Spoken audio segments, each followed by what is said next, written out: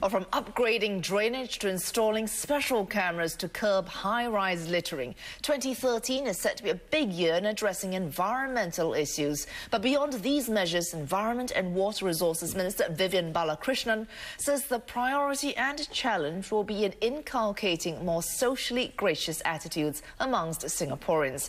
Dr. Balakrishnan says his ministry is also studying other countries to cope with the potential sea level rise. Monica Kotwani looks at what 2013 and beyond will mean for the environment space.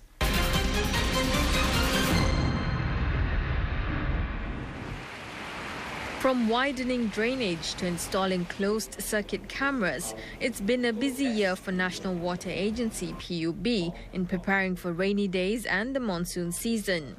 The Environment and Water Resources Ministry says there are another 15 projects in the pipeline for PUB in the coming year.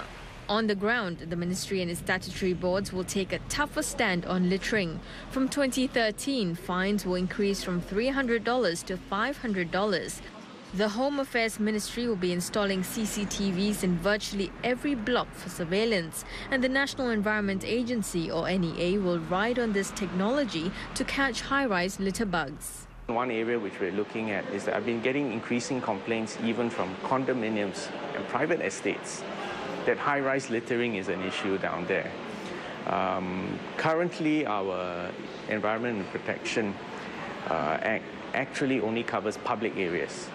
This is a new area in which a dialogue has to be opened with the management corporations of condominiums as to how they can strengthen their own bylaws and whether any assistance or support from the government is necessary.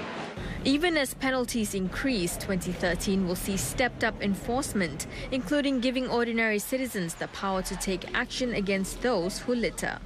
Empowering ordinary citizens aside, NEA introduced the tray return scheme at 9 hawker centres in 2012, and over the next 2 years will roll out this scheme to all new and existing hawker centres.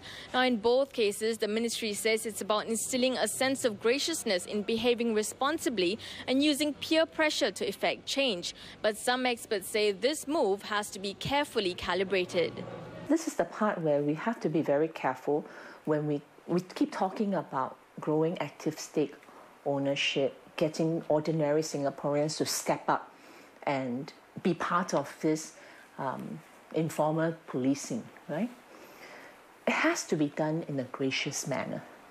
It has to be done in a way that does not publicly humiliate others, because then immediately, each time you get humiliated, you alienate that person. And when you alienate others, when you alienate people, you're not going to be able to get their buy-in.